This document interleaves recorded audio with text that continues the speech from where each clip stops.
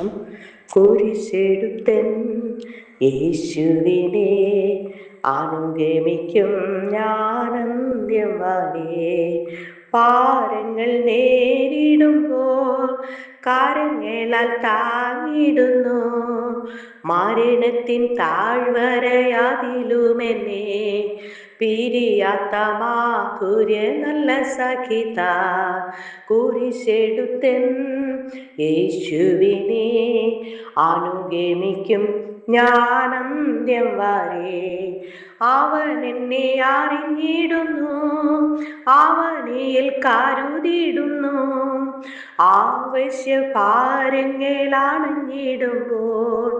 അവലംബമാ എനിക്കവൻ മാത്രമാ.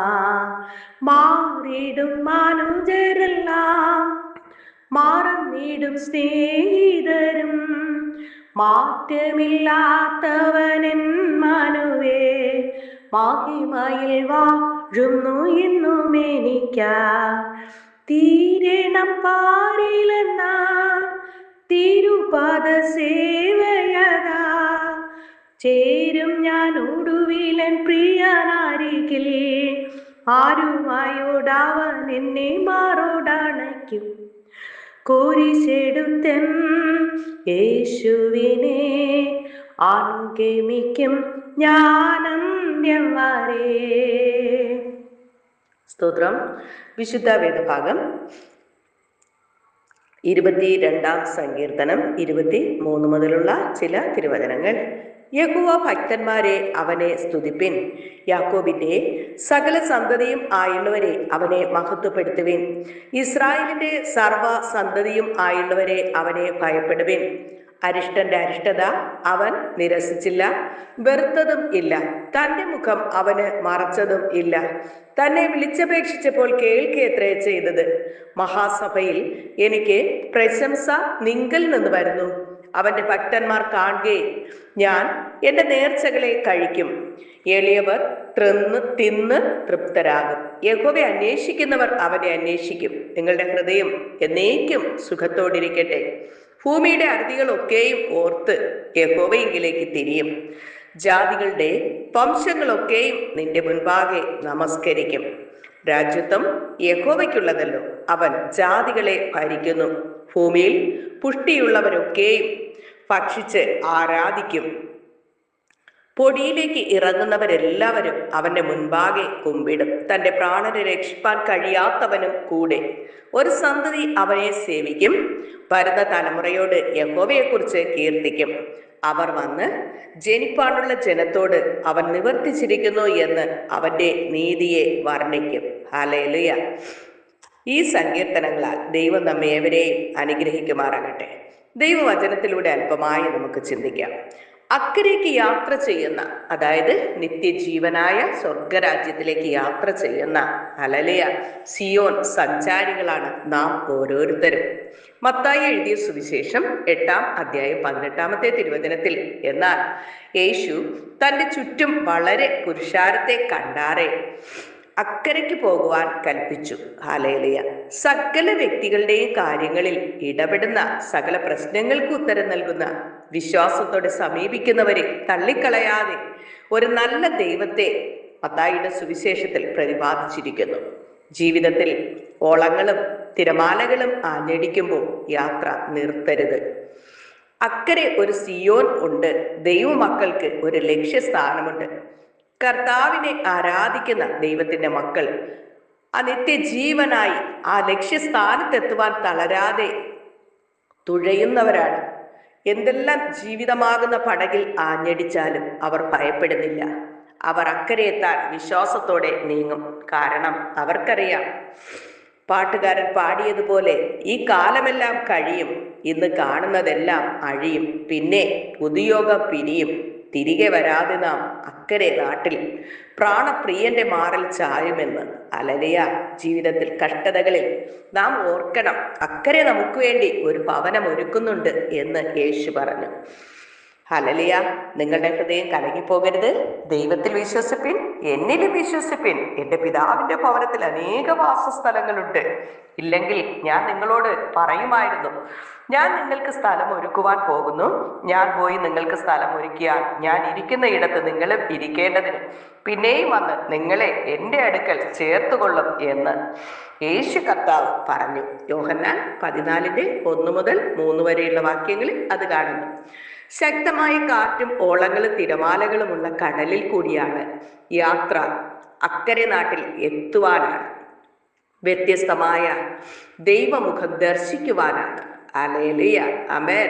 ശിഷ്യന്മാർ യേശുവിനോടൊപ്പം പോയ പടക് കാറ്റിനാലും തിരമാലകളാലും മുങ്ങുമാറായി. യേശു കാറ്റിനെയും കടലിനെയും ശാസിച്ചു. അപ്പോൾ ശാന്തതയുണ്ടായി. അവർ യേശുവിൽ വ്യത്യസ്തമായ മുഖം കണ്ട് അതിശയിച്ച് ഇങ്ങനെ പറഞ്ഞു. മത്തായി 8:27. ഇവൻ എങ്ങനെയുള്ളവൻ, കാറ്റും കടലും കൂടെ ഇവനെ അനുസരിക്കുന്നുവല്ലോ എന്ന് പറഞ്ഞു. ഹല്ലേലൂയ, സ്തോത്രം. ഇയ്യോബ് കഷ്ടതയിലൂടെ പോയപ്പോൾ ദൈവത്തിന്റെ വ്യത്യസ്തമായ മുഖം ദർശിച്ച് എങ്ങനെ പറഞ്ഞു. ഇയ്യോബ് 42:5. ഞാൻ നിന്നെക്കുറിച്ച് ഒരു കേൾവി മാത്രമേ കേട്ടിരുന്നുള്ളൂ, ഇപ്പോഴോ എൻ്റെ കണ്ണാൽ നിന്നെ കാണുന്നു. മോശയുടെയും യോശുവയുടെയും നേതൃത്വത്തിലുള്ള യാത്രയിൽ ഇസ്രായേൽ മക്കൾക്ക് അനേകം പ്രതിസന്ധികൾ. അവർ ചെങ്കടലും മരുഭൂമിയും യോർദാനും കടന്ന് വാഗ്ദത്ത നാടായ കനാനിൽ പ്രവേശിച്ചു. അവർ സ്വസ്ഥത നൽകുന്ന ദൈവമുഖം ദർശിച്ചു. യഹോവ ഇസ്രായേലിന് താൻ അവരുടെ പിതാക്കന്മാർക്ക് കൊടുക്കുമെന്ന് സത്യം ചെയ്ത ദേശമെല്ലാം കൊടുത്തു. അവർ അത് കൈവശമാക്കി അവിടെ കുടിപ്പാർത്തു. യോശുവ 21:43. ജീവിതമാകുന്ന പെട്ടകം ആടി ഉലയുമ്പോൾ ഭയപ്പെടേണ്ട. ദൈവം അരരാത്ത് പർവ്വതത്തിൽ നിന്നെ ഉറപ്പിക്കും. ദൈവം ഗർഭം മുതൽ തന്നെ നമ്മെ വഹിക്കുന്നവൻ ആകുന്നു. ഉദരം മുതൽ ചുമക്കപ്പെട്ടവൻ. ആ ദൈവം നമ്മോട് പറയുന്നു, നിങ്ങളുടെ വാർദ്ധക്യം വരെ ഞാൻ അനന്യൻ തന്നെ. നിങ്ങളെ നരയ്ക്കോളം ഞാൻ ചുമക്കും. ഞാൻ ചെയ്തിരിക്കുന്നു, ഞാൻ വഹിക്കുകയും ഞാൻ ചുമന്ന് വിടുവിക്കുകയും ചെയ്യും എന്ന് യെശയ്യാ പ്രവാചകന്റെ പുസ്തകം 46-4 തിരുവചനത്തിൽ കാണുന്നു. എവിടെയും ഒതുങ്ങിപ്പോകുവാനുള്ളതല്ല നമ്മുടെ ജീവിതം. അന്ധകാരത്തിൽ നിന്ന് തൻ്റെ അത്ഭുത പ്രകാശത്തിലേക്ക് ദൈവം നമ്മെ വിളിച്ചിരിക്കുന്നു. എഴുന്നേറ്റ് പ്രകാശിക്കാം, നിന്റെ പ്രകാശം വന്നിരിക്കുന്നു, യഹോവയുടെ തേജസ് നിന്റെ മേൽ ഉദിച്ചിരിക്കുന്നു എന്ന് യെശയ്യാ പ്രവാചകന്റെ പുസ്തകം 60:1 കാണുന്നു. ഏത് കൂരിരുളിലും ഭയപ്പെടേണ്ട, കാരണം യേശു പറയുന്നു, ഞാൻ നിന്നോട് കൂടെയുണ്ട്. ഈ യാത്ര യേശു ഉള്ള പടകാക്കി മാറ്റാം. യേശുവിൻ്റെ കൂടെ അക്കരയ്ക്ക് പോകാം. ആ നാട്ടിൽ നമ്മെ കാത്തിരിക്കുന്ന പുതിയ ആകാശം, പുതിയ ഭൂമി. അവിടെ സൂര്യചന്ദ്രന്മാരില്ല. ആ നാട് ദൈവത്തിന്റെ തേജസ്സിനാൽ പ്രശോഭിതമായ നാടാണ് പുതിയ യെരൂശലേം എന്ന വിശുദ്ധ നഗരം. ഒരു വിശുദ്ധ കൂടാരം നമുക്കായി അക്കരെ ഒരുങ്ങുന്നു. ഇതാ, മനുഷ്യരോട് കൂടെ ദൈവത്തിന്റെ കൂടാരം. അവൻ അവരോട് കൂടെ വസിക്കും. അവർ അവന്റെ ജനമായിരിക്കും. ദൈവം താൻ അവരുടെ ദൈവമായി അവരോട് കൂടെ ഇരിക്കും. അവൻ അവരുടെ കണ്ണിൽ നിന്ന് കണ്ണുനീരെല്ലാം തുടച്ചു കളയും. ഇനി മരണം ഉണ്ടാകയില്ല, ദുഃഖവും മുറവിളിയും കഷ്ടതയും ഇനി ഉണ്ടാകയില്ല എന്ന് വെളിപ്പാട് പുസ്തകം 21:3-5 വരെയുള്ള തിരുവചനങ്ങളിൽ കാണുന്നു. പ്രിയരെ, ഇങ്ങനെയുള്ള നിത്യസൗഭാഗ്യമായ സ്വർഗരാജ്യത്തിലേക്ക് നാം എത്തിച്ചേരണം എങ്കിൽ നാം എന്താണ് ചെയ്യേണ്ടത് എന്നതിനെക്കുറിച്ചാണ് ദൈവവചനത്തിൽ അടുത്തതായി നമുക്ക് അല്പമായി ചിന്തിക്കാം. ശുദ്ധീകരണം കൂടാതെ ആർക്കും ദൈവത്തെ കാണുവാൻ കഴിയുകയില്ല. ഹല്ലേലൂയ, ആമേൻ. പിന്നെ യോശുവ ജനത്തോട്, നിങ്ങളെ തന്നെ ശുദ്ധീകരിപ്പിൻ, യഹോവ നാളെ നിങ്ങളുടെ ഇടയിൽ അതിശയം പ്രവർത്തിക്കും എന്ന് പറഞ്ഞു. യോശുവ 3:5. ജീവിതത്തിൽ എല്ലായ്പ്പോഴും അത്ഭുതങ്ങൾ പ്രതീക്ഷിക്കുകയും അതിനായി പ്രാർത്ഥനയോടെ കാത്തിരിക്കുന്നവരും ആണല്ലോ നാം ഏവരും. എന്നാൽ ദൈവം നമുക്കായി അത്ഭുതങ്ങൾ, അടയാളങ്ങൾ പ്രവർത്തിക്കണം എങ്കിൽ നാം ഓരോരുത്തരും വ്യക്തിപരമായി ഒരു ശുദ്ധീകരണം പ്രാപിക്കണം എന്ന് വിശുദ്ധ വേദപുസ്തകം നമ്മെ പഠിപ്പിക്കുന്നു. നാം എല്ലാവരും ദൈവത്തിന്റെ മുന്നിൽ വിശുദ്ധരും നിഷ്കളങ്കരും ആകുക എന്നതാണ് ദൈവഹിതം. പ്രിയരെ, അതുകൊണ്ട് ഓരോ ദിവസവും ദൈവം മുൻപാകെ ശുദ്ധീകരണത്തോടെ ജീവിക്കാം. നിശ്ചയമായും ദൈവം നമ്മുടെ വിഷയത്തിന്മേൽ അത്ഭുതങ്ങൾ പ്രവർത്തിക്കും. ദൈവം തൻ്റെ നാദം അതിശയമായി മുഴക്കുന്നു, നമുക്ക് ഗ്രഹിച്ചുകൂടാത്ത മഹാകാര്യങ്ങളെ ചെയ്യുന്നു എന്ന് ഇയ്യോബ് 37:5 കാണും. ഹല്ലേലൂയ. ആയതിനാൽ നാളുകളിൽ നമ്മുടെ ജീവിതത്തിലെ കുറവുകൾ, പാപങ്ങൾ യേശുവിനോട് ഏറ്റുപറഞ്ഞുപേക്ഷിച്ച് യേശുവിന്റെ രക്തം സകല പാപവും പോക്കി നമ്മെ ശുദ്ധീകരിക്കുന്നു എന്ന് ദൈവവചനത്തിൽ കാണുന്നു. യേശുവിന്റെ രക്തത്താൽ കഴുകി ശുദ്ധീകരണം പ്രാപിച്ചുകൊണ്ട് നീതിമാന്റെ ശ്രദ്ധയോടുകൂടിയ പ്രാർത്ഥന വളരെ ഫലിക്കുന്നു എന്ന് യാക്കോബ് അപ്പോസ്തലൻ പറയുന്നു. അപ്രകാരം ഒരു ശുദ്ധീകരണം പ്രാപിച്ച് നീതിമാനായി ദൈവ ഇഷ്ടം ചെയ്തുകൊണ്ട് മുന്നോട്ട് പോവുക. കർത്താവ് ഞങ്ങളെ ശുദ്ധീകരിക്കണമേ എന്ന് യേശുവിന്റെ രക്തത്താലും വചനത്താലും ശുദ്ധീകരണം പ്രാപിച്ച് യേശുവിന്റെ മക്കളായി ജീവിപ്പാൻ, നിത്യ സൗഭാഗ്യമായ സ്വർഗരാജ്യത്തിനൊരുങ്ങുവാൻ ഞങ്ങളെ സഹായിക്കണമേ എന്ന് നമുക്കൊരുമിച്ച് യേശുവിനോട് പ്രാർത്ഥിക്കാം. സ്നേഹവാനായ നല്ല ദൈവമേ കർത്താവേ, ഒരിക്കൽ കൂടി അങ്ങേ നോക്കി സ്തുതിപ്പാനും ആരാധിപ്പാനും അടിയങ്ങളുടെ ജീവിതത്തിൽ തന്ന ഈ മകൾ ഭാഗ്യത്തിനായി നന്ദി നിറഞ്ഞ ഹൃദയത്തോടെ ദൈവത്തെ സ്തുതിക്കുന്നു, സ്തോത്രം ചെയ്യുന്നു. അങ്ങ് ചെയ്ത സകല നന്മകൾക്ക് നന്ദിയല്ലാതെ മറ്റൊന്നും പറയുവാനില്ല കർത്താവേ. നാശകരമായ കുഴിയിലും കുഴഞ്ഞ ചേറ്റിലും പിശാചിനാൽ ബന്ധിക്കപ്പെട്ട് പലവിധ പാപപ്രവർത്തികളിൽ അകപ്പെട്ട് ജീവിച്ച അടിയങ്ങളെ ക്രിസ്തുവാകുന്ന പാറയിലേക്ക് അടുപ്പിച്ച ആ യേശുവിന്റെ സ്നേഹവും സമാധാനവും ഞങ്ങളിലേക്ക് പകർന്നു തന്ന യേശു കർത്താവിന്റെ മഹാസ്നേഹത്തിനായി നന്ദി നിറഞ്ഞ ഹൃദയത്തോടെ ദൈവത്തെ സ്തുതിക്കുന്നു, സ്തോത്രം ചെയ്യുന്നു. അങ്ങ് ചെയ്ത സകല ഉപകാരങ്ങൾക്ക് നന്ദിയല്ലാതെ മറ്റൊന്നും പറയുവാനില്ല കർത്താവേ.